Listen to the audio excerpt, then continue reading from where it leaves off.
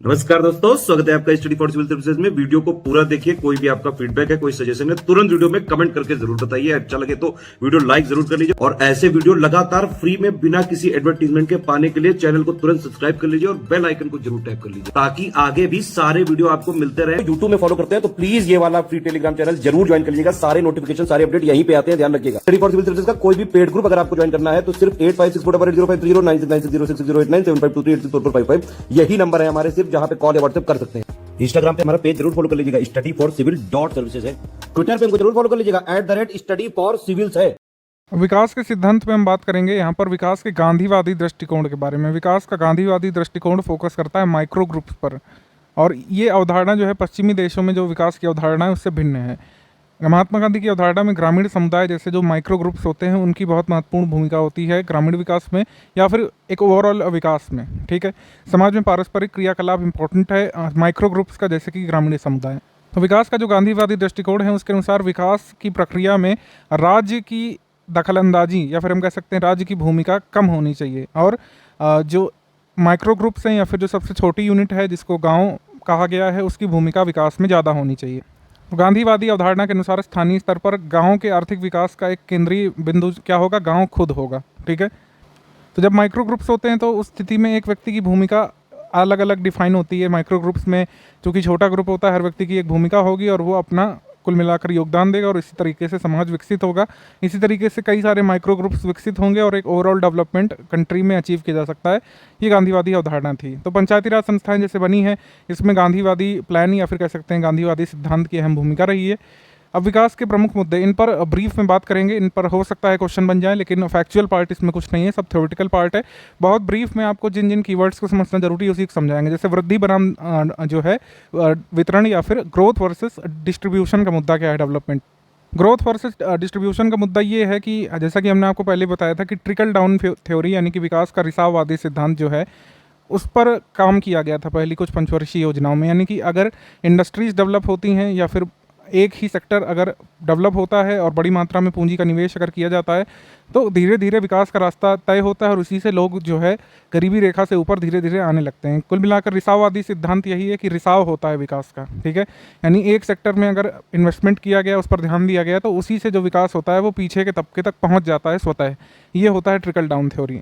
लेकिन हमने उत्तरोत्तर देखा कि तीनों पंचवर्षीय योजनाओं के बाद भी लोगों के जीवन स्तर में उतना परिवर्तन नहीं आया था। यानी कि एक बड़े तबके के जीवन स्तर में परिवर्तन नहीं आया था। इंडस्ट्रियलिस्ट तो धीरे धीरे और अमीर हो रहे थे, अमीर वर्ग के पास और ज़्यादा पैसा आ रहा था, लेकिन समाज का एक बड़ा तबका 90% से ऊपर लोग अभी भी जो है गरीबी रेखा के नीचे लगभग जीवन यापन कर रहे थे। उनकी स्थिति में कोई सुधार नहीं हुआ। मतलब ये हुआ कि रिसाववादी सिद्धांत नहीं सक्सेसफुल हुआ। ऐसा 1970 के आसपास देखा गया। तभी यहाँ पर इक्विटेबल डिस्ट्रीब्यूशन ऑफ जस्टिस को महत्व दिया गया है कि वितरण आवश्यक है, और जहाँ पर भी ग्रोथ की जगह डिस्ट्रीब्यूशन पर फोकस किया जाएगा वहाँ पर स्टेट यानी कि राष्ट्र का दखल इंपॉर्टेंट हो जाएगा, सरकार की दखलंदाजी इंपॉर्टेंट हो जाएगी। ठीक है, ग्रोथ डेवलपमेंट के एस्पेक्ट में।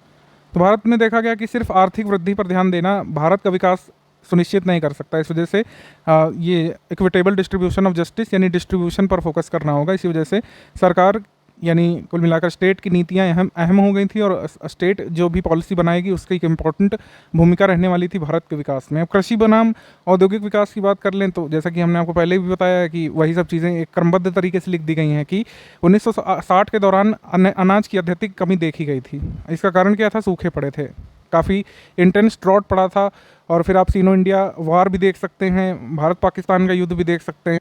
उसी बीच ये सोचा गया था कि जो भी विकास की अवधारणा है वो कहीं ना कहीं कृषि क्षेत्र के आसपास ही रहेगी, क्योंकि पहले तो लोगों को जीवित रखना है अनाज दे करके। ठीक है, अनाज की ओर ध्यान देने की ज़रूरत महसूस की गई थी। और जब ग्रीन रिवॉल्यूशन एक तरीके से सक्सेसफुल हुई, सक्सेसफुल इन द सेंस कि अच्छा प्रोडक्शन अचीव किया गया, अच्छी प्रोडक्टिविटी अचीव की गई, तो फिर बाद में ध्यान दिया जाने लगा कि हमको दूसरे देशों के हिसाब से मतलब दूसरे देशों के साथ साथ कंधा से कंधा मिलाकर चलने के लिए औद्योगिक वृद्धि पर भी ध्यान देने की ज़रूरत होगी। ठीक है, तभी उचित आर्थिक विकास होगा। तभी आप देखेंगे कई सारे जो है हमारे इस्पात संयंत्र भी खुलते हैं ग्रीन रिवॉल्यूशन के बाद। ठीक है, और कई सारे देशों के सहयोग से कई सारे संयंत्र भारत में खोले जाते हैं, झारखंड में, छत्तीसगढ़ में, उड़ीसा में। लेकिन वहीं यहाँ पर फिर वही बात आ गई थी कि औद्योगिक विकास से भी एक संपूर्ण भारत के विकास की अवधारणा को साकार रूप नहीं मिल पाया। ऐसा इसलिए था क्योंकि औद्योगिक में भी यही था कि लोगों को स्किल्ड होना चाहिए था। लोग उतने स्किल नहीं थे कि सारे कृषि जो कार्य करने वाले श्रमिक थे वो एकदम से उद्योग में लग जाएं, ऐसा पॉसिबल नहीं था। और उद्योग में इतने सारे रोजगार नहीं थे जितना कि कृषि क्षेत्र रोजगार दे सकता था। इवन आज भी जो सबसे ज़्यादा लेबर अवशोषित करने वाला जो सेक्टर है वो आज भी कृषि है, पहले तो और भी था। ठीक है, तो इस तरीके से ये मुद्दा हो गया। तो तीसरा मुद्दा हो गया पूंजी बनाम श्रम सघन प्रौद्योगिकी का विकास हो गया। प्रौद्योगिकी वर्ड जब आता है तो हम यहाँ पर संकल्पना करते हैं मशीनरी का। ठीक है, तो प्रौद्योगिकी यहाँ दो तरीके की होती है। परिष्कृत प्रौद्योगिकी में इसमें श्रमिक हटा दिए जाते हैं, यानी कि मैन की जगह मशीन काम करने लगती है, तो इसको लेबर डिस्प्लेसिंग टेक्नोलॉजी कहा जाने लगता है। ठीक है, लेबर डिस्प्लेसिंग टेक्नोलॉजी। ठीक है, और फिर एक दूसरी तरीके की होती है लेबर इंटेंसिव टेक्नोलॉजी, श्रम सघन, यानी कि उस प्रौद्योगिकी का इस्तेमाल करने के लिए भी लोगों की ज़रूरत पड़ती है, वो होती है श्रम सघन। अब श्रम सघन और श्रम हटाने वाली प्रौद्योगिकियाँ अधिक खर्चीली होती हैं, धन निवेश की मांग करती हैं, और श्रम सघन प्रौद्योगिकी का लाभ ये है कि विकासशील देशों में अतिरिक्त श्रमिकों को खपा सकती है। तो हमारे यहाँ पर श्रम सघन प्रौद्योगिकी की आवश्यकता थी उस समय। तो यहाँ पर ये हमारे लिए, हमारे सामने या फिर किसी भी विकासशील देश के सामने चुनौती थी कि जो भी पश्चिमी जगत के राष्ट्र या फिर जो विकसित राष्ट्र प्रौद्योगिकी उपयोग कर रहे हैं, मंदाधुंध या फिर आंख बंद करके उन्हीं पर विश्वास नहीं कर सकते हैं, क्योंकि उनकी पॉपुलेशन अलग है, उनकी नीड्स अलग हैं और उनका जो कुल मिलाकर स्ट्रक्चर है वो अलग है। हमारे देश में भारत को जिस तरीके की प्रौद्योगिकी की ज़रूरत थी, जहाँ पर श्रम सघन ज़रूरत है वहाँ पर श्रम सघन को अपनाना चाहिए, जहाँ पर लेबर डिस्प्लेसिंग प्रौद्योगिकी की ज़रूरत है वहाँ पर लेबर डिस्प्लेसिंग भी अपनाई जा सकती थी। तो ये कुछ जो है दिक्कतें या फिर मुद्दे थे विकास के बारे में। किसी भी विकासशील देश के लिए सिर्फ एक ही तरह की प्रौद्योगिकी का चुनाव करना आसान नहीं है। इस वजह से द्रुत गति से वस्तुओं का उत्पादन होना जरूरी है, बेरोजगारी की समस्या भी बढ़ती जाती है, उसको भी देखना जरूरी है, हर मुद्दे पर बराबर ध्यान देने की ज़रूरत होती है। ठीक है, तो इसी तरीके से प्रौद्योगिकी का चुनाव होना चाहिए कि हर मुद्दा विकासशील देश का सॉल्व हो सके। केंद्रीकरण बनाम विकेंद्रीकरण भी काफ़ी बड़ा मुद्दा रहा है। ठीक है, डिसेंट्रलाइजेशन पर फोकस करते हुए कई सारी जैसे स्कीम्स आई थी, कम्युनिटी डेवलपमेंट प्रोग्राम से शुरू करते हुए, और फिर अंत में जब पंचायती राज को कॉन्स्टिट्यूशनल स्टेटस मिलता है तब तक ये बहस थी कि डिसेंट्रलाइज्ड होनी चाहिए पावर की जो है सेंट्रलाइज्ड होनी चाहिए। अगर डिसेंट्रलाइजेशन होगा तो पॉलिसी मेकिंग में और पॉलिसी के इम्प्लीमेंटेशन में आम सहभागिता, यानी कि जो कह सकते हैं पब्लिक इन्वॉल्वमेंट होता है और इससे अकाउंटेबिलिटी इंश्योर होती है, ये सब चीज़ें होती हैं। लेकिन कहीं ना कहीं अच्छे संचालन के लिए सेंट्रलाइजेशन भी इम्पॉर्टेंट है, केंद्रीकरण भी जरूरी है। 1980 के अंत तक स्थानीय संस्थाओं को अधिकार संपन्न करने के लिए विशेष कदम उठाए गए थे। विकेंद्रीकरण की प्रक्रिया लोगों को अधिक उत्तरदायी बनाती है। ठीक है, शक्ति का जनता में हस्तांतरण विकास के लिए सर्वाधिक महत्वपूर्ण है, लेकिन कहीं ना कहीं इसमें फिर चैलेंजेस होते हैं इम्प्लीमेंटेशन के, उनको भी देखना जरूरी है। तो अब शहरी बनाम ग्रामीण विकास या ग्राम विकास की बात आ गई। ये हमने पहले दूसरे चैप्टर में ही इसको काफ़ी डिटेल में डिस्कस किया हुआ है कि जितनी भी प्रौद्योगिकी वगैरह आएगी या फिर जो बहुत इंपॉर्टेंट स्कीम आती थी और या अभी भी आती, ज़्यादातर शहरों पर केंद्रित होती है। तो कई सारे पुश फैक्टर्स होते हैं ज्योग्राफी में जो हमने पढ़े हुए हैं पॉपुलेशन थ्योरीज में। पुश फैक्टर्स कौन कौन से होते हैं, जैसे कि खराब व्यवस्था ग्रामीण क्षेत्रों में नौकरी की हो गई, स्वास्थ्य की हो गई, शिक्षा की हो गई, निर्धनता की हो गई। और वहीं पुल फैक्टर्स होते हैं शहरी क्षेत्रों में, जैसे कि आकर्षक रोजगार, आकर्षक लाइफस्टाइल, ये सब। तो धीरे धीरे ये माना जाने लगा कि जब पलायन शहरों की ओर हो रहा है तो शहरों को ही क्यों ना विकसित किया जाए। इस तरफ नहीं ध्यान दिया गया कि अगर हम ग्रामीण स्तर पर भी जो बुनियादी जो ज़रूरतें हैं अगर उनको पूरा करते रहेंगे तो जो कह सकते हैं प्रवासन हो रहा था शहरों की ओर, पलायन हो रहा था, उसको रोका जा सकता है। तो ये एक मुद्दा हो गया विकास का। भारत में नियोजित विकास और कार्य नीतियों में परिवर्तन। विकास एक दीर्घकालीन तथ्य है। विकास एक साल में, 6 महीने में, 1 महीने में आप प्राप्त नहीं कर सकते हैं, और ना ही कोई एक निश्चित रोड मैप हो सकता है विकास का। विकास में क्या होता है कि प्राथमिकता निर्धारित की जाती है, उन मुद्दों पर काम किया जाता है, फिर रिजल्ट को एनालाइज किया जाता है, फिर उसमें फिर चेंजेस किए जाते हैं। ठीक है, योजना एक सचेत प्रयत्न है। विकास को अचीव करने के लिए नियोजन बहुत ज़रूरी है। ठीक है, और कार्य नीतियों में परिवर्तन करना भी जरूरी है कि क्या रिजल्ट आ रहा है। ठीक है, भारत में स्वतंत्रता प्राप्त करने के बाद विकास की नियोजित कार्यक्रम अपनाया गया और नियोजन की प्रक्रिया का समायोजन किया गया। जैसे आप देखेंगे योजना आयोग 1950 में, नेशनल डेवलपमेंट काउंसिल 6 अगस्त 1952 को इन सब निकायों का सृजन हुआ था। विगत अर्ध शताब्दी के भारतीय अर्थव्यवस्था की कहानी के समयावधि काल अनुसार ये चरण है विकास के। विकास की प्रारंभिक चरण स्वाधीनता यानी स्वतंत्रता से लेकर 1950 के बीच। यहाँ पर पहली इंडस्ट्रियल पॉलिसी की अवधारणा आती है, वहाँ से हम जो है निर्धारित करते हैं कि भारत एक मिक्स्ड इकोनॉमी के तहत बढ़ेगा। ठीक है, मिश्रित अर्थव्यवस्था होगी भारत में, ना जो है कैपिटलिस्ट होगी ना ही सोशलिस्ट होगी। उसके बाद भारी उद्योगों द्वारा औद्योगिकीकरण का चरण जो है 1950 से 1960 के बीच है। ठीक है, कृषि उत्पादन को आगे बढ़ाने वाला चरण है 1960 से 70 के बीच, और एकत्रित मांग का चरण है 1980 का दशक, और आर्थिक उदारीकरण यानी कि लिबरलाइजेशन का चरण है जुलाई 1991 से लेकर वर्तमान तक। अब आप देखेंगे जब हम प्रेजेंट में बात करते हैं तो वर्तमान युग तो बहुत ज़्यादा मॉडर्न है। ठीक है, बहुत ज़्यादा कह सकते हैं गतिशील है और इसमें फोर्थ इंडस्ट्रियल रिवॉल्यूशन की बात हो रही थी वर्ल्ड इकोनॉमिक फोरम में, ये सब हमने देखा हुआ है। अब ग्राम विकास में अवधारणाओं कार्यनीतियाँ, अब इसमें हमने जितनी भी स्कीम्स डिस्कस करी हैं उसको बहुत जो है ब्रीफ में लिखा गया है और उसको एक समराइज फॉर्म दिया गया है। तो ये थोड़ा सा कह सकते हैं थ्योरेटिकल पार्ट ज़्यादा है, इसमें जो बहुत ज़रूरी चीज़ें हैं वो हम आपको हाईलाइट करके बता दे रहे हैं। ग्राम विकास की कार्यनीतियों में अगर हम देखें तो पहली पंचवर्षीय योजना से फोकस किया गया था कि लोगों की आय में वृद्धि की जाएगी, प्रति व्यक्ति आय में वृद्धि करनी होगी और कृषि उत्पादन में वृद्धि से, कृषि के क्षेत्र में विस्तार से और आधारभूत ढांचे को अगर हम डेवलप करेंगे तो आसानी से ग्रोथ को अचीव किया जा सकता है, ये सोचा गया था। लेकिन भारत में जो भी मैंने आपको वो चीज़ें बताई, सीनो इंडिया वार आप ले लीजिए, पाकिस्तान से युद्ध ले लीजिए, और चूंकि धन की कमी थी अंग्रेज जो है सब लेकर के चले गए थे, तो इन सब चीज़ों से बहुत वृहद स्तर पर और बहुत लगन से प्रयास नहीं किए जा सके। गरीबी उन्मूलन करना, प्रति व्यक्ति आय को बढ़ाना, उद्योग के स्तर को बढ़ाना, ये सब चीज़ें अवधारणाएं लक्ष्य तो थे लेकिन इनको अचीव करने में सफलता नहीं हासिल हो पाई। 1970 तक स्पष्ट हो गया था कि जो भी ग्रीन रिवॉल्यूशन से थोड़ी बहुत हमने उत्पादकता या उत्पादन हासिल किया वो भी एक छोटे से वर्ग को ही फ़ायदा पहुंचा पाया था, जो कि संपन्न किसानों का वर्ग था। और वहीं से उन्हीं क्षेत्रों से जो भी अनाज वगैरह पैदा हुआ था उनको विभिन्न स्कीम्स के माध्यम से, पब्लिक डिस्ट्रीब्यूशन सिस्टम के माध्यम से अलग अलग राज्यों में जहाँ पर ग्रीन रिवॉल्यूशन नहीं सक्सेसफुल हुआ था वहाँ पर उसको दिया जाने लगा, वितरित किया जाने लगा। लेकिन इससे भी गरीबों की समस्याएं नहीं हल हो सकती थी, उनका खाली जो है कह सकते हैं वैकल्पिक निदान किया जा रहा था। अगर हम ऐतिहासिक रूप में देखें तो अगर हम ये देखें कि बाकी देशों ने कैसे अचीव किया इंडस्ट्रियल रिवॉल्यूशन को, या फिर कैसे वो एकदम से ग्रोथ को अचीव कर पाए और अपने स्तर को बहुत बेहतरी तक ले गए, क्योंकि हर देश का अपना एक इतिहास होता है, अपना भूगोल होता है, अपने कुछ फैक्टर्स होते हैं। अगर हम इंग्लैंड की औद्योगिक क्रांति की तरफ देखें, यूरोप के अन्य देशों में जो क्रांति आई थी, अगर हम जापानी उद्योग का तेज़ी से परिपक्व होना देखें तो उसमें कृषि समाज में बहुत दूरगामी परिवर्तन हुए थे, हमारे यहाँ पर नहीं हो पाए थे। भूमि सुधार और वैज्ञानिक सुधार वहाँ पर किए गए थे और उसको सफलता से लागू भी किया गया। भारत में जनसंख्या अधिक थी, उन देशों में अधिक नहीं थी, ये भी एक इंपॉर्टेंट फैक्टर है। ठीक है, वहाँ पर कृषि उत्पादकता भी हासिल की गई और नगरीकरण का विकास भी देखा गया यूरोप में, जापान में, जबकि भारत में जहाँ पर ग्रीन रिवॉल्यूशन हुआ था वहाँ पर नगरीकरण का विकास नहीं हो पाया। ठीक, कई मामलों में उपनिवेशों तक पहुँच थी इन देशों की। ठीक है, यूरोप के देश देखें तो कहीं ना कहीं अपने कॉलोनीज बनाए हुए थे, जैसे इंडिया एक कॉलोनी था। ठीक है, तो उनसे सहयोग लेते रहे, रॉ मटेरियल लेते रहे। और कई मामलों में देखा गया कि यूरोप में प्रव्रजन यानी कि आपका माइग्रेशन देखा गया दूसरी कंट्रीज़ की तरफ। जब लोग ही कम हो जाएंगे तो जितने लोग बचेंगे वो समृद्ध कहलाने लगेंगे, ये भी एक फैक्टर हो गया। तो विकासशील देशों के सामने समस्या थी कि जो विकसित देश पहले थे या उनके जो भी फैक्टर थे वो दोहराए नहीं जा सकते थे। इंडिया यूरोप नहीं बन सकता था, इंडिया जापान नहीं बन सकता था, क्योंकि परिस्थितियाँ अलग थीं। लेकिन हम क्या कर सकते थे, हम ये कर सकते थे कि विकासशील देशों के लिए, ग्राम विकास के लिए सुनिर्मित और स्पष्ट कार्यनीतियाँ बनाएं और उनको कठोरता से या दृढ़ता से लागू करें, तब जो है ग्राम विकास अर्जित किया जा सकता था। जैसा कि हमने बताया कि विकास की कोई निश्चित कार्यनीति या कोई फॉर्मूला नहीं होता है, ऐसे ग्राम विकास के लिए भी नहीं है, लेकिन एक मिला जुला दृष्टिकोण अपनाने की ज़रूरत होती है। तो ग्राम विकास के प्राथमिक उद्देश्य ये हो सकते हैं: जीवन स्तर में सुधार करना, भोजन, कपड़ा, आवास जो कि मूलभूत आवश्यकताएं हैं, बहुत बेसिक जो हैं, उसके साथ रोजगार और शिक्षा उपलब्ध करवाना, ग्रामीण क्षेत्रों में उत्पादकता में वृद्धि करना, गरीबी में कमी लाना, निर्णय लेने में भागीदारी और प्रशासन के विकेंद्रीकरण के माध्यम से लोगों के नियोजन और विकास में सम्मिलित, लोगों को एक तरीके से इन्वॉल्व करना विकास कार्यों में और प्लानिंग में भी, समाज में वितरित न्याय और सभी के लिए समान अवसर सुनिश्चित करना। ये कुछ ऑब्जेक्टिव्स होंगे ग्राम विकास के।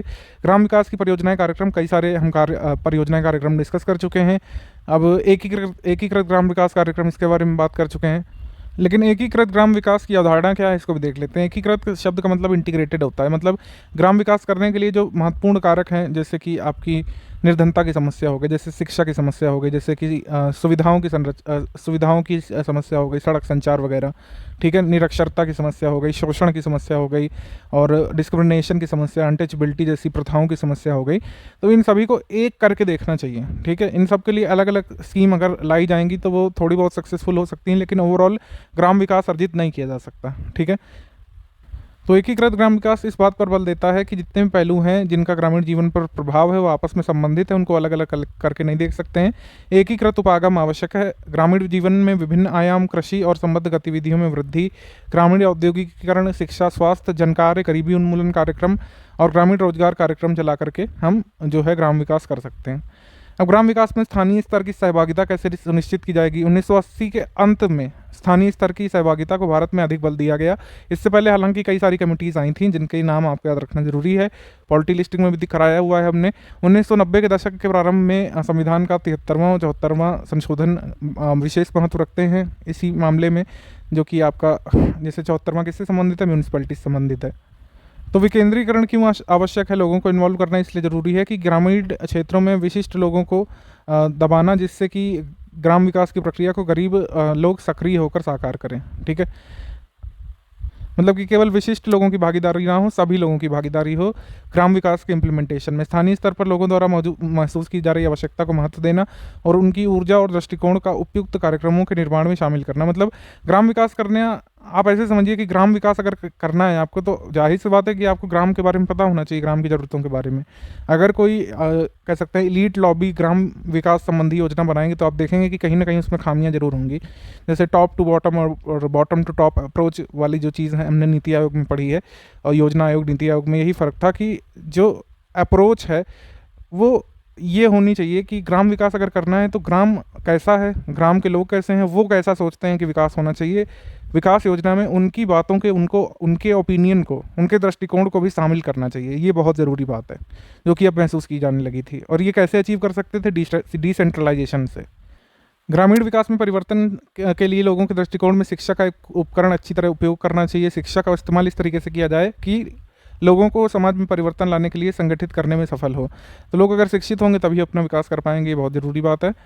और अगर वो शिक्षित हो गए और उनको अधिकार दिए गए, उनको विकास योजनाओं में शामिल किया गया, पंचायत में अगर वो अपने प्रतिनिधियों को चुनने लगे, तो धीरे धीरे ये सब चीज़ें अर्जित की जा सकती थी। ग्राम विकास की नीतियाँ बहुत सारा कुछ डिस्कस कर चुके हैं। अब इसमें कुछ वही थ्योरीज़ हैं कि क्या क्या चीज़ें ज़रूरी हैं ग्राम विकास के लिए। जैसे नीतियाँ ज़रूरी हैं, प्रौद्योगिकी ज़रूरी है, कृषि रोजगार ज़रूरी है, शोध ज़रूरी है, ग्रामीण संस्थाओं और कृषि उत्पादों के मूल्य संबंधी जो है विस्तार ज़रूरी है, भूमि सुधार बहुत ज़रूरी है। ठीक है, लैंड सीलिंग ज़रूरी है, चकबंदी ज़रूरी है भारत के संदर्भ में अगर हम बात करें तो। और एक लैंड रिफॉर्म के अलावा भूमि नीति बहुत ज़रूरी है, लैंड पॉलिसी बहुत ज़रूरी है लैंड रिफॉर्म के अलावा। इसके बाद प्रौद्योगिकी उन्नति बहुत ज़रूरी है, मौसम के प्रभाव से सुरक्षित रहने के लिए महत्वपूर्ण भूमिका निभा सकती है प्रौद्योगिकी।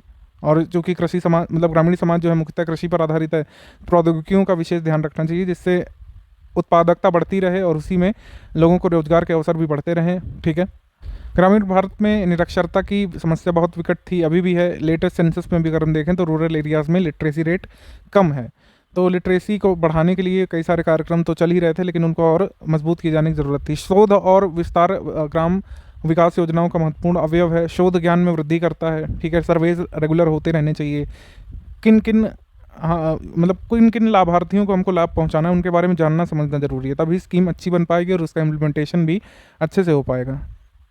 ग्रामीण संस्थाओं को सुधारने की ज़रूरत है, भले ही वो जो है कल्चरली मेथड से बना हुआ आपका कोई इंस्टीट्यूशन हो, कोई पुराना इंस्टीट्यूशन हो, कोई मान्यता पर आधारित कोई ग्रामीण संस्था हो, उसको भी कहीं ना कहीं कार्यनीतियाँ बनाते समय ध्यान देना चाहिए कि उसको भी इन्वॉल्व किया जाए। ठीक है, कुछ दकियानूसी बातें होती थी कुछ ग्रामीण संस्थाओं में, लेकिन उनकी नकारात्मक पहलुओं को सुधार करके उनको जो है रिफॉर्म करके बेसिक इंफ्रास्ट्रक्चर का पार्ट उनको बनाया जा सकता था और योजनाओं के इम्प्लीमेंटेशन के समय उनका सहयोग भी लिया जा सकता था। ठीक है, ग्राम विकास संस्थाओं की लोकप्रियता बढ़नी चाहिए और सहभागिता बढ़नी चाहिए, जैसे पंचायत वगैरह। अब तो खैर कॉन्स्टिट्यूशनल स्टेटस मिला हुआ है, लेकिन पहले की बात हो रही है कि इन सब चीज़ों पर ध्यान देने जाने की ज़रूरत थी। अब कार्यनीतियों के प्रकार डिस्कस कर लेते हैं। ग्राम विकास कार्यनीतियों में संसाधन के एकत्रीकरण पर आधारित कार्यनीति, नियंत्रित पूंजीवादी परिप्रेक्ष्य में कार्यनीति और श्रमिक कृषि परिप्रेक्ष्य पर आधारित कार्यनीति, और हस्तक्षेप पर आधारित या अनियंत्रित मुक्त बाजार पूंजीवादी परिप्रेक्ष्य पर कार्यनीति। तो इसमें बस मैं यही कहूँगा कि मतलब क्या है समझते हुए चलिए। ठीक है, जैसे संसाधनों के एकत्रीकरण पर आधारित जो कार्यनीति है उसमें कहा गया कि भूमि जो कि ग्रामीण संपदा कहलाती है, ग्रामीण क्षेत्र में जो एक संपदा है वो भूमि होती है, तो उसमें कहा गया कि निजी स्वामित्व को समाप्त कर दिया जाए। ठीक है, या फिर बहुत सीमित कर दिया जाए। तो इस तरीके से अगर हम छोटे छोटे भूखंडों को जोड़कर अगर उसमें कम्युनिटी फार्मिंग करेंगे तो जो है उत्पादकता बढ़ाई जा सकती है। और कुल मिलाकर जैसे अन्य देशों ने, सोवियत संघ, चीन, पूर्वी यूरोप आदि ने सफलता हासिल की, वैसे ही इस योजना को लागू करके उत्पादन में वृद्धि हासिल की जा सकती थी, जिसमें कई सारे टुकड़ों पर अलग अलग स्वामित्व ना हो, बल्कि एक ही जो बड़ा टुकड़ा हो उस पर कई लोग जो है कृषि आधारित गतिविधियां करें। दूसरी कार्य योजना पूंजीवादी क्षेत्र और श्रमिक क्षेत्र पर आधारित है, जिसमें दोनों एक साथ रहते हैं और सुरक्षा प्राप्त करते हैं। स्टेट के द्वारा भूमि का पुनर्वितरण और भूमि की पुनर्संरचना नहीं की जा सकती बड़े स्तर पर, ऐसे परिदृश्य में, ठीक है। ये ऐसी कार्य योजना में भूमि का पुनर्वितरण या पुनर्संरचना नहीं की जा सकती। इसमें मतलब ये नहीं है कि जो है जिसके पास बहुत सारी बेनामी भूमि है उससे छीन करके वितरित कर दिया जाए, ऐसा नहीं होता है, ठीक है। इसमें ऐसा मानते हैं कि तीव्र विकास के उद्देश्य का ध्यान पूंजीवादी वर्ग रखेगा और बेरोजगारी की समस्या और कृषि की समस्या हल करेगा। जैसे जैसे पूंजीवादी वर्ग फले फूलेगा और ये विकास जो है धीरे धीरे कमजोर वर्गों तक पहुंचने लगेगा। ये हो गई पूंजीवादी क्षेत्र की कार्य योजना, ठीक है। लेकिन ये कार्य योजना जैसे आपको पता चल रहा है, इसमें ग्रामीण क्षेत्रों में व्याप्त आधारभूत विषमताओं पर ध्यान नहीं दिया जाता था, इस वजह से इसकी आलोचना भी की गई। और ये कहा गया कि भारत के लिए कार्य नीति बिल्कुल भी सक्सेसफुल नहीं हो सकती है, क्योंकि इससे असमानताएं ही उत्पन्न होंगी, जैसे कि ग्रीन रिवॉल्यूशन के समय देखा गया था। क्योंकि इसकी अवधारणा ही भूमि के असामान्य वितरण पर आधारित है, इस वजह से इसको सफल होने की बात सोची भी नहीं जा सकती, ठीक है। और फिर एक है किसान और कृषि के दृष्टिकोण पर आधारित कार्य नीति। इसमें भूमि का ठीक से पुनर्वितरण और भूमि संबंधों को सुधारा जाना चाहिए। एक छोटी कृषक इकाइयों का अधिक समर्थन करना चाहिए। इससे आशा की जाती है कि रोजगार और विकास दोनों का उद्देश्य का ध्यान रखा जाएगा। इसमें विपणन यानी मार्केटिंग सुविधाओं आदि पर ध्यान दिया जाता है।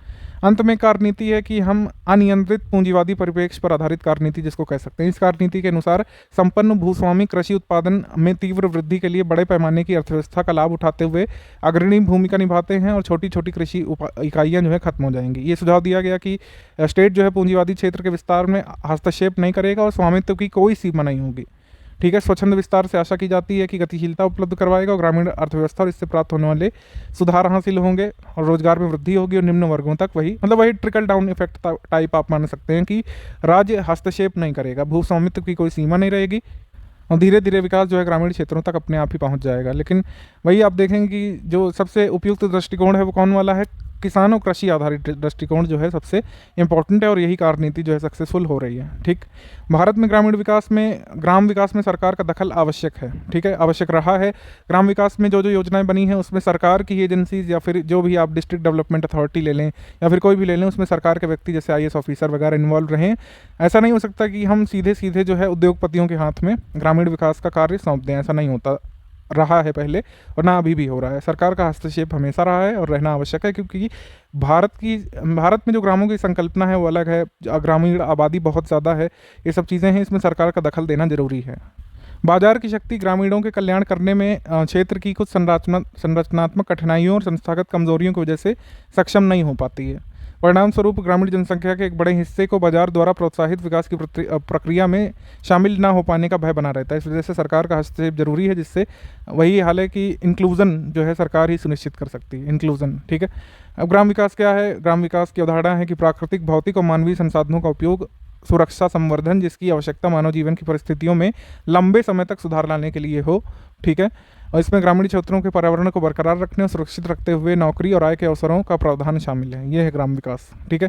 स्वतंत्रता के समय ग्राम विकास की आवश्यकता क्यों थी? क्योंकि जो है कृषि आधारित अर्थव्यवस्था थी उस समय 85% लोग ग्रामीण क्षेत्रों में रहते थे और सबसे ज़्यादा जो मतलब एम्प्लॉयमेंट वाला क्षेत्र था वो कृषि ही था। निरक्षरता बहुत ज़्यादा थी और बहुत सारी बीमारियों का सामना करना पड़ रहा था देश को, और एकदम से इंडस्ट्रियल पॉलिसी एकदम से लागू नहीं की जा सकती थी क्योंकि देश के पास पैसा भी नहीं था इतना इंफ्रास्ट्रक्चर डेवलप करने का। औद्योगिकीकरण उस समय बहुत सीमित था आज़ादी के समय, जो कि कुछ शहरों और राज्यों तक सीमित था और ग्रामीण क्षेत्रों से बहुत कम जुड़ा हुआ था। सस्ते कच्चे माल के रूप में इंग्लैंड के महानगरों में पहुंचता था, ठीक है। मुख्यतः प्राथमिक उपयोगी वस्तुओं का जो है निर्यात होता था, निर्मित उत्पादों का आयात होता था जो सामान्य आदमी की सीमा से बाहर था, और आधी से ज़्यादा जनसंख्या गरीबी रेखा के नीचे थी। तो कुल मिलाकर ब्रिटिशर्स अपना फ़ायदा ले रहे थे, तो जाहिर सी बात है अर्थव्यवस्था बहुत कमज़ोर थी और ग्रामों का हाल तो और भी बुरा था। सामुदायिक विकास कार्यक्रम कई बार डिस्कस कर चुके हैं। लॉन्च डेट क्या है, इसके 4 जो ऑब्जेक्टिव हैं वो देख लीजिए। ग्रामीण क्षेत्रों में भौतिक और मानवीय संसाधनों का विकास, ठीक है। स्थानीय नेतृत्व और स्वशासी संस्थानों का विकास करना, खाद्य और कृषि उत्पादों में तीव्र वृद्धि के माध्यम से जीवन स्तर को ऊपर उठाना, ठीक है। लोगों की मानसिक सोच में परिवर्तन करना और उनमें उच्च मानकों को प्राप्त करने के लिए प्रेरित करना, ये 4 ऑब्जेक्टिव हो गए। अब इसमें करीब 55 प्रोजेक्ट शामिल किए गए थे, लेकिन शीघ्र ही देखा गया कि उस समय स्थिति ऐसी नहीं थी अक्टूबर 1952 में कि इसको पूरे देश में लागू किया जा सके, क्योंकि धन की कमी थी और कर्मचारियों की भी कमी थी। अक्टूबर 1953 में राष्ट्रीय विस्तार सेवाएं शुरू की गई, जिसमें कर्मचारियों की संख्या बढ़ी थी, लेकिन आर्थिक प्रावधान जो है थोड़े से बढ़ाए गए थे। तो इस तरीके से आगे बढ़ी। उपलब्धियां यही थी कि प्रशासनिक व्यवस्था तंत्र की स्थापना की गई पहली बार। भले ही हम लक्ष्य अचीव नहीं कर पाए, लेकिन अवधारणा विकसित हुई। विकास को जन केंद्रित माना गया, नियोजन को पर महत्व दिया गया, प्रशिक्षित कर्मचारियों की नियुक्तियों के लिए जो है टेक्निकल इनपुट्स के लिए महत्व दिया गया, और कुछ संस्थानों की भी स्थापना हुई थी। कृषि की नई तकनीकों को लागू किया गया। कृषि ऋण सहकारी समिति, प्राथमिक विद्यालय, अस्पताल, दवाखाने, मातृत्व शिशु कल्याण केंद्र आदि संस्थाओं की स्थापना हुई। और ये देखा गया कि इन सब ये सब बुनियादी सुविधाएं उपलब्ध करवाना राज्य की जिम्मेदारी, जो कि ब्रिटिश काल में ऐसा नहीं होता था। ठीक है। उपरोक्त उपलब्धियों के बावजूद कई सारी खामियां थी, क्योंकि ये इम्प्लीमेंट नहीं हो पाया। सोच बहुत अच्छी थी, लेकिन लागू नहीं हो पाया। कुछ लाभ जो है धनी किसानों को पहुंचा, बड़ा तबका किसान वर्ग का इस लाभ से अछूता रहा। लाल फीताशाही के कारण सामंजस्य की समस्या हुई, और विभिन्न स्तरों पर कार्यात्मक जिम्मेदारी का अभाव देखा गया। ठीक है। जन सहभागिता की अवधारणा तो विकसित हुई, लेकिन इसको अचीव नहीं किया जा सका, क्योंकि बहुत कड़े प्रावधान नहीं थे। ठीक है। ये इस तरीके से सामुदायिक विकास कार्यक्रम फेलियर भी था। हरित क्रांति की अवस्था ये हम आपको बता चुके हैं, ये अलग से भी जो है पढ़ चुके हैं आप। और इसमें बस यही है कि कब आई थी ये आपको याद रखना है। पहला फेज़ कौन सा था, दूसरा फेज़ कौन सा था, इसकी महत्वपूर्ण एस्पेक्ट क्या है, हाई यील्ड वैरायटीज़ क्या होती हैं। ठीक है। और इसकी ज़रूरत क्यों पड़ी, क्योंकि सूखा आ गया था भारत में, पेट भरने तक की चिंता बढ़ चुकी थी। ठीक है। और गेहूं की मैक्सिको किस्मों, धान की ताइचुंग की स्थानीय किस्मों से परिचय हुआ हमारा। हमने देखा जो ये नाटे प्रकार के जो गेहूं हैं, जो एकदम से लू वगैरह चलती है तो फसलें बर्बाद नहीं होती, क्योंकि ये गेहूं के नाटे बीज थे, और इसमें छोटे छोटे जो कह सकते हैं पौधे वो खड़े होते थे। तो इस तरीके से भारत की जलवायु के हिसाब से ये बीज बनाए गए थे, और ये काफ़ी हद तक सक्सेसफुल रहे, और इनके कई सारे वेरिएंट हमारे आईकार ने भी डेवलप किए। ठीक है। उच्च पैदावार वाली किस्में इस तरीके की थी कि पानी और उर्वरक के प्रति संवेदनशील रहें। तो पानी और उर्वरक की जो व्यवस्था कर पाए थे राज्य, जैसे पंजाब वगैरह और उत्तर प्रदेश वगैरह, तो इन्होंने जो है काफ़ी लाभ लिया था इससे।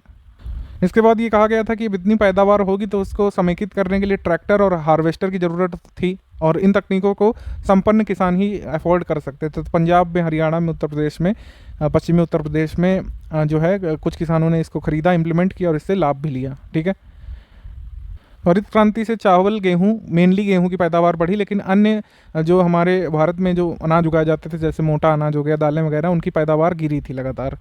और इक्विटेबल डिस्ट्रीब्यूशन था ही नहीं, क्योंकि सारे किसान नहीं खरीद सकते थे ट्यूबवेल ट्रैक्टर और जॉइंट हार्वेस्टर वगैरह। तो कुछ ही लोगों को इससे फ़ायदा हुआ था। उत्पादन बढ़ा था, उत्पादन अतिशय भी हुआ था, और इसको यूज़ भी किया था पब्लिक डिस्ट्रीब्यूशन सिस्टम के तहत। वो सब ठीक है, लेकिन पूरी तरीके से हम लोग नहीं कह सकते कि ग्रीन रिवॉल्यूशन बहुत सक्सेसफुल थी और भारत के सभी किसानों को लाभ पहुंचाने में सक्सेसफुल रही, हम नहीं कह सकते हैं। अब मैं जो है इसमें हाईलाइट इसमें नहीं किया है हमने, क्योंकि जो इम्पोर्टेंट एस्पेक्ट है वो मैंने पहले ही बता दिया है आपको। ठीक है। इसमें थ्योरी लिखी हुई है कैसे क्या था, ये हम और भी डिस्कस कर चुके हैं जब हमने आपको कई सारी योजनाएं बताई थी। और फिर जब ग्रीन रिवॉल्यूशन जब खत्म होता है, तो जो सीमांत किसानों को और छोटे किसानों को लाभ नहीं हुआ था, उसके बाद जो कई योजनाएं आई थी वो भी हमने आपको बता दिया है। सूखा प्रवण क्षेत्र कार्यक्रम आया था, ये भी हमने आपको बता दिया था। मरुभूमि विकास कार्यक्रम ने 1977-1978 में आया था। पारिस्थितिकी संतुलन को ठीक करना, भूमि और जल संरक्षण करना, रेगिस्तान बनने की प्रक्रिया को नियोजन के माध्यम से रोकना, ये सब शामिल था। इसके बाद परती भूमि विकास कार्यक्रम आया था, ये 1989-90 में आया था। ठीक है। उसके बाद साधारण संपत्ति स्कीम आई थी। इसके बाद 1993-94 में प्रौद्योगिकी विकास विस्तार प्रशिक्षण आया था, TDET योजना आई थी। परती भूमि को विकसित करने के लिए तकनीक को कैसे उपयोग कर सकते हैं, ये इसमें आया था। निवेश प्रोत्साहन योजना आई थी 1994-95 में। वन रहित भूमि को विकसित क्षेत्र में कॉरपोरेट क्षेत्र और वित्तीय संस्थानों की भागीदारी को प्रोत्साहित करने के लिए। इसके बाद नेशनल वाटरशेड प्रोग्राम आया था, नेशनल वाटरशेड डेवलपमेंट प्रोजेक्ट आया था, 1990-91 में शुरू किया गया था। वर्षा पोषित क्षेत्रों में कृषि उत्पादन में सुधार करना और पारिस्थितिकी संतुलन को ठीक करना इसका लक्ष्य था। जल विभाजक विकास कोष की स्थापना 2000-2001 में नाबार्ड में 200 करोड़ रुपए की राशि के साथ की गई थी। ये कुछ इंपॉर्टेंट फैक्ट हो गए। क्षेत्र विकास और गरीब किसानों के लिए जो विशेष कार्यक्रम पोस्ट ग्रीन रिवॉल्यूशन जो चलाए गए थे। ठीक है। जो हमने ऊपर भूमि विकास कार्यक्रम डिस्कस किए, विशिष्ट क्षेत्रों के लिए तैयार किए गए थे जो जल, भूमि और पारिस्थितिकी की समस्याओं से पीड़ित थे, लेकिन कार्यान्वयन में वही कमियां देखी गई। सहभागिता का अभाव था और कर्मचारियों की सहभागिता के तरीकों से अनभिज्ञता थी लोगों में। प्रिपरेटरी एक्टिविटी के लिए सीमित समय था। क्षेत्रों और गांवों के चयन में पारदर्शिता के सिद्धांत का अभाव था। जिला स्तर की विभिन्न एजेंसियों के बीच संपर्क अच्छा नहीं था। जल संभरण कार्यक्रम में विभिन्न नीति निर्देश और लागत मानदंडों की अधिकता थी। योजना आयोग ने वर्ष 1997 में वर्षा पोषित क्षेत्रों के विकास के लिए 25 वर्ष की परिप्रेक्ष्य योजना पर्सपेक्टिव प्लान बनाया था। ध्यान रखिएगा 25 वर्षों के लिए। कब बनाया था? 1997 में, और एक समिति का सृजन किया था। इस योजना ने सहभागिता के तरीकों द्वारा जल संभरण विकास और सूक्ष्म जल संभरण में उचित तकनीक के उपयोग पर बल दिया था।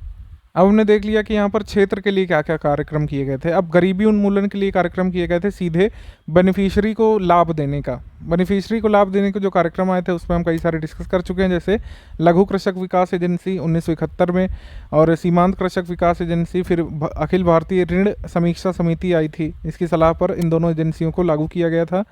चौथी पंचवर्षीय योजना के दौरान लघु कृषक विकास एजेंसी में 87 परियोजना क्षेत्रों और सीमांत किसान और कृषि श्रमिक स्कीम में 81 अतिरिक्त क्षेत्रों में प्रारंभ की गई थी। छठवीं पंचवर्षीय योजना के दौरान समेकित ग्राम विकास कार्यक्रम में इसको शामिल किया गया था। ये सब चीज़ें हम वैसे डिस्कस कर चुके हैं, लेकिन बस योजनाओं के नाम आपको गिनाए जा रहे हैं कि ट्राइसम हो गई, गंगा कल्याण योजना हो गई, सिट्रा हो गई, डवाकरा हो गई, ठीक है, ये सब लागू किए गए थे। और समेकित ग्राम विकास कार्यक्रम इसमें मिला लें अगर हम, तो ये लाभार्थी दृष्टिकोण पर आधारित थे, यानी कि सीधे लाभार्थियों का चयन किया जाएगा और उनको लाभ दिया जाएगा, ऋण के फॉर्म में हो और कोई बेनिफिट के तौर पर हो, मजदूरी रोजगार के फॉर्म में हो। इसमें गरीबी उन्मूलन का लक्ष्य रखा गया था कि लोगों के हाथ में सीधे बेनिफिट मिले। ग्राम विकास में जो भूमि सुधार और त्रिस्तरीय पंचायती राज व्यवस्था है, हमारे जिस सिलेबस का पार्ट है, उसको डिस्कस कर लेते हैं।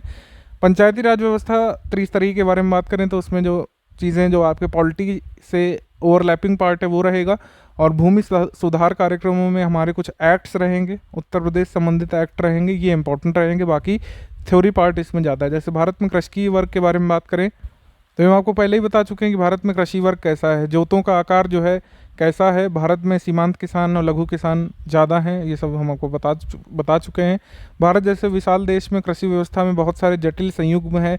विभिन्न कृषि वर्ग संयुग्म का वर्णन करना ही कठिन है, क्योंकि बहुत विविधता है भारत में, और इसी तरीके से वर्गीकरण में भी विविधता हो जाएगी। कुछ किसान हॉर्टिकल्चर से भी बहुत अच्छा पैसा बनाते हैं, और कुछ जो है लेबर इंटेंसिव एग्रीकल्चर परफॉर्म करते हैं तब भी बहुत पैसा नहीं बना पाते हैं, क्योंकि जलवायु अलग है, वहाँ का क्षेत्र अलग है, वहाँ की आवश्यकताएँ अलग हैं।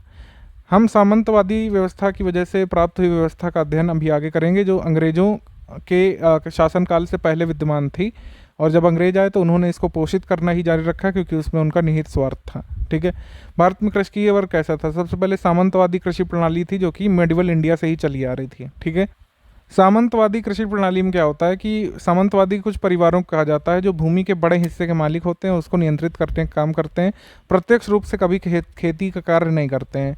वे अपनी भूमि काश्तकार को खेती करने के लिए पट्टे पर देते हैं। भूमि से उनकी आय का मूल स्रोत काश्तकार द्वारा दिया गया किराया होता है। उनके द्वारा लिया गया किराया फसल उत्पाद के रूप में या नकद के रूप में हो सकता है। फसल के रूप में किराया पुनः एक निश्चित मात्रा में काश्तकार द्वारा उपजाई फसल का एक निश्चित हिस्सा होता था पहले। नकद किराया सामान्यतः एक निश्चित राशि होती थी। किराया लेने वाले जमींदार मजीनदारों के, एक्चुअली यहाँ पर मिस्टेक है, जमींदार होते थे या जमींदारों के महाजन वर्ग का निर्माण करते हैं। ठीक है, कैसे करते हैं? क्योंकि कई बार नकद किराया देने के लिए होता नहीं था काश्तकार के पास, तो वो जमींदारों के को देने के लिए किराया महाजन वर्ग से पैसा उधार लेते थे। ठीक है, किराए से आय के अलावा जमींदार वर्ग जो है ब्याज पर उधार देकर जो धन कमाता था वो भी होता था। काश्तकार वर्ग सामान्यतः पारिवारिक श्रम के माध्यम से खेती बाड़ी करके निर्वाह करता था, और ये कुल मिलाकर के हम लोग कह सकते हैं इंटेंसिव एग्रीकल्चर करते थे कि किराया निकल जाए और अपने परिवार के लिए खाने भर के लिए अनाज हो जाए। ये काश्तकार वर्ग होता था। अब कृषकीय वर्ग में वो किसान आते थे जो भू संपत्तियों के स्वामी होते थे, जो अपने खेतों में खेती बाड़ी श्रमिकों की सहायता से स्वयं के निर्देशन पर खेती करवाते थे। इन्हें पूंजीवादी किसान कहा गया था, जो सीधे तौर से कृषि गतिविधियों में कार्यरत नहीं होते थे, लेकिन निर्देशन करते थे कृषि गतिविधियों का। अब आंदोलनों के बारे में बात कर लें। कृषि संबंधी जो आंदोलन हुए थे उसमें आंदोलन का अर्थ यही होता है कि हम बदलाव लाना चाहते हैं। ठीक है, और आंदोलन कैसे होते थे? काश्तकारों के आंदोलन होते थे, श्रमिकों के होते थे, विद्यार्थियों के, महिलाओं के, पिछड़े वर्ग के, जनजातीय समुदायों के आंदोलन होते रहे। हिस्ट्री में हमने पढ़ा है। सामाजिक आंदोलनों का वर्गीकरण कैसे कर सकते हैं? वर्गीकरण वैसे तो इतना आसान नहीं है, लेकिन विचारधारा, कार्यनीति, प्रकृति, संरचना में परिवर्तन और सुधार की सीमा का उपयोग करते हुए वर्गीकृत किया जा सकता है। काश्तकारों, श्रमिकों, छात्रों, जाति समूहों और महिलाओं के आंदोलनों के तौर पर मुखर्जी ने 1983 में आंदोलनों को उनके द्वारा लाए जाने वाले परिवर्तन के आधार पर वर्गीकृत किया था। ठीक है, व्यवस्था के अंतर्गत अर्ध संरचनात्मक परिवर्तन लाने का प्रयास करने वाले आंदोलन होते थे। अर्ध संरचनात्मक का मतलब है कि संरचना वैसे का वैसे ही बनी रहेगी, कुछ नियम बदल दिए जाएं, ऐसा मांग किया जाता था, ऐसी मांग की जाती थी इन आंदोलनों के तहत। अभी कौन कौन से होते थे उनको अभी हम नीचे बताएंगे। दूसरी तरह के आंदोलन होते थे कुछ संरचनाओं को छोड़कर जोड़कर या घटाकर वैकल्पिक संरचनात्मक सुधार लाने या रोकने वाले आंदोलन होते थे। ये कुछ सामाजिक आंदोलन होते थे। वर्तमान संरचनाओं को वैकल्पिक संरचनाओं से बदलने का प्रयास करने वाले आंदोलन होते थे। इसको रूपांतरण आंदोलन कहा जाता था। ठीक है, अब इसमें जो है इस तरीके से आप जल्दी समझ पाएंगे कि 6 प्रकार की परिस्थितियां पहचानी जा सकती हैं आंदोलनों के बारे में। एक संस्थागत आंदोलन, गैर संस्थागत और संस्थागत गैर संस्थागत। ठीक है, अंतःव्यवस्थित और व्यवस्थित। अर्ध आंदोलन कैसे होते थे? जैसे हड़ताल कर दी कुछ लोगों ने, तालाबंदी कर दी, प्रदर्शन कर दिया, गोष्ठी आदि कर दी, न्यायोचित मांगों और शिकायतों को दूर करने का आह्वान किया। ठीक है, अब इसमें यही होता है कि अगर हड़ताल की गई तो हो सकता है हड़ताल फिर खत्म ही हो जाए और कोई जो मांग की जा रही थी वो पूरी भी ना हो तब भी हड़ताल खत्म हो जाए, तो एक अर्ध आंदोलन है। ठीक है, व्यवस्थित में अर्ध आंदोलन जो सामाजिक आंदोलन की ओर मुड़ जाता है, जैसे निर्णय लेने वाली शक्तियों के लिए मजदूर संगठनों का दावा। ठीक है, यानी कि मजदूर संगठन को शामिल किया जाए, निर्णय लेने वाली जो बॉडी है उसमें उसको अधिकार दिए जाए। ये हो गया एक आंदोलन का प्रकार। मतलब ये सामाजिक आंदोलन है कि मतलब सामाजिक परिवर्तन करने के लिए अगर कोई श्रमिक वर्ग मांग करता है कि जो डिसीजन मेकिंग बॉडी है उसका पार्ट बना दिया जाए श्रम संघ को। ठीक है, श्रम संगठन को। उसके बाद गैर संस्थागत में छद्म आंदोलन जो सामाजिक आंदोलन की तरह होता है, जैसे बंगाल का तेभागा आंदोलन जिसमें काश्तकारों ने फसल का 1/3 भाग लेने के लिए विद्रोह किया था। और फिर एक कुछ सामाजिक आंदोलन जो क्रांतिकारी आंदोलनों की ओर जो है बढ़ते हुए दिखते हैं, जैसे नक्सली आंदोलन, पारू मजूमदार अवस्था, पूरी तरीके से भूमिगत आंदोलन कई सारे, जिसमें कई बार आंदोलनकर्ता हिंसा का भी प्रयोग करते हैं। ठीक, उसके बाद छद्म आंदोलन जो सामाजिक आंदोलन की ओर मुड़ते हैं, जैसे कि दंगे हो गए, विद्रोह, शोषण, मतलब शोषण के विरुद्ध विद्रोह हो गया, ये सब जिसमें हिंसा का प्रयोग किया जा सकता है। ठीक है, अस्थिर का मतलब हो गया जहाँ पर हिंसा का प्रयोग किया जा सकता है। उसके बाद सामाजिक और क्रांतिकारी आंदोलन यानी कि विद्रोहों से संबंधित संरचना परिवर्तन, सत्याग्रह आदि, जिसमें वेल परफॉर्म्ड ये कुछ मूवमेंट्स होते हैं। सत्याग्रह में पूरा एक कह सकते हैं स्ट्रक्चर होता है कि किस तरीके से सत्याग्रह को परफॉर्म किया जाएगा। ठीक है, 1950 के पहले के सामंतवादी और पूंजीवादी विरोधाभासों से उठने वाले आंदोलन कैसे थे? 1860 से 1950 के बीच, इसमें 1930 और 1935 के बीच अगर हम आधा दशक छोड़ दें तो कृषि उत्पादों के मूल्य कम हुए थे।